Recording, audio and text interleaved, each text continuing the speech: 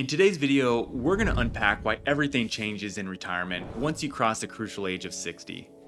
I'm a certified financial planner with over a decade of experience, guiding clients throughout the complexities of retirement planning. Throughout my career, I've witnessed how turning 60 can dramatically shift a retirement strategy, often catching even the most prepared individuals off guard.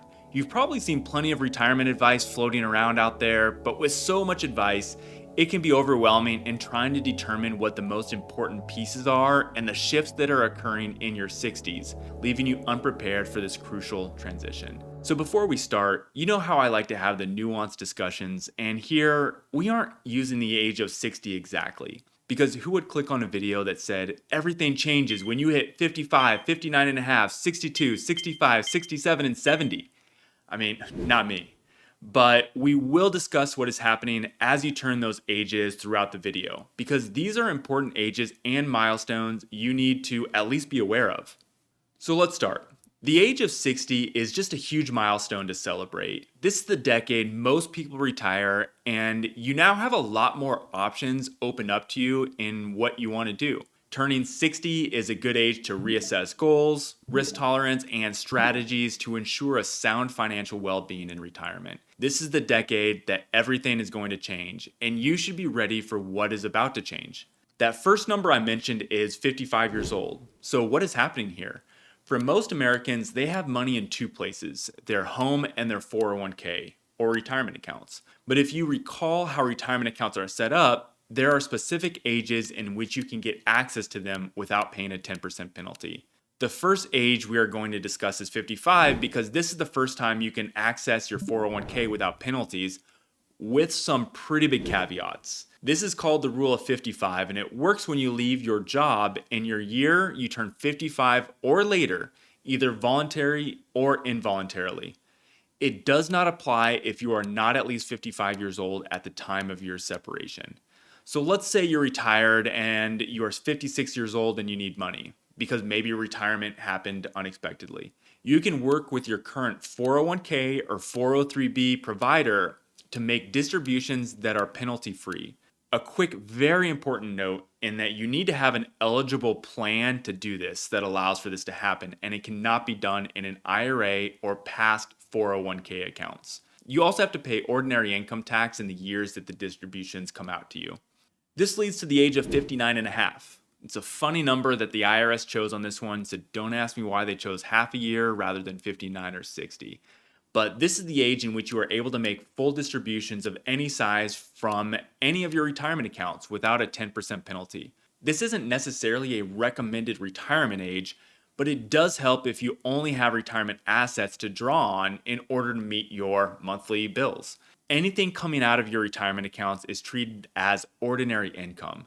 The reason for this is that you put money into these accounts while you were working. You didn't pay taxes then because you got to delay them until you use that money in retirement, which is now. The next age is 62, which is the earliest age you are able to start taking Social Security. This is a more robust topic, and there are some positives and negatives to choosing to take income at this age. The big negative is that you'll earn up to a 30% reduction of income from your full retirement age if you take it this early, and that is in perpetuity. The positive is that if you have other assets, you can potentially save and grow those other assets. Some people like the idea of growing their own money rather than relying on the government to send them a check. I'll go into more Social Security strategies in future videos, so if you want timely ideas in the future, please subscribe to this channel. My goal for this channel is to provide real-life solutions for everyday issues that I see when I talk to my clients. So, age 65 is really important. This is the age in which you get access to Medicare, but this age is actually really important for everyone because there is something that you have to do if you don't want to be hit with penalties later. There is something called an initial enrollment period, which starts 3 months before you turn 65 and then goes 3 months after you turn 65. Most people will be concerned with the Part D late enrollment penalty because Medicare wants to ensure you have credible drug coverage at this moment in time, even if you are not enrolling in Medicare. So if you're working and have a great healthcare benefit, you will need proof of that coverage to give to Medicare, or you will be assessed an extra 1% penalty for each month you delay. This penalty is in perpetuity. So when you are turning 65, you will need to either sign up and utilize the benefits of Medicare or work with your HR department to ensure you have credible drug coverage that allows you not to be penalized later.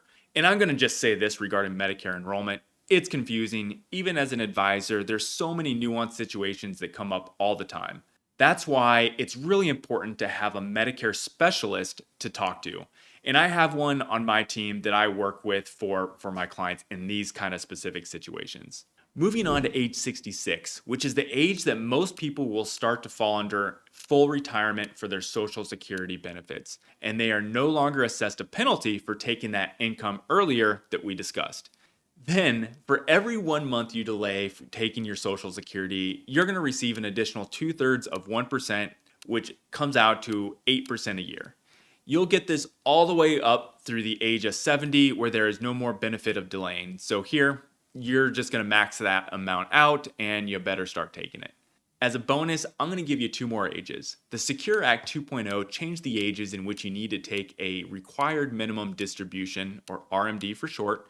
This is where the government forces you to take out money from your retirement accounts. If the RMD was started prior to 2023, there is no change for you. For those who turned 73 during the years of 2023 through 2032, the starting RMD will be age 73. Then in 2033, the RMD jumps up to age 75. But don't worry too much. You know that these changes are going to come, and there may even be changes before that happens as well. So just to recap, there is so much happening in your 60s that you really want to develop your financial strategy well before these ages. You want to be able to maximize all your benefits and the way you can take and have access to income. And if you've watched this video all the way through, I appreciate you. And just remember, adapting your retirement strategy at this crucial age isn't just about adjusting numbers. It's about aligning your financial approach and with the new realities and opportunities that come with this stage in life. If you want to dive deeper into optimizing your post-60 retirement plan and have my team create a personalized strategy that helps ensure you're capitalizing on all these changes rather than being blindsided by them, click on that first link in the description. I'll see you in the next video, where we'll uncover how much money you need to have saved to live off of different income levels in retirement.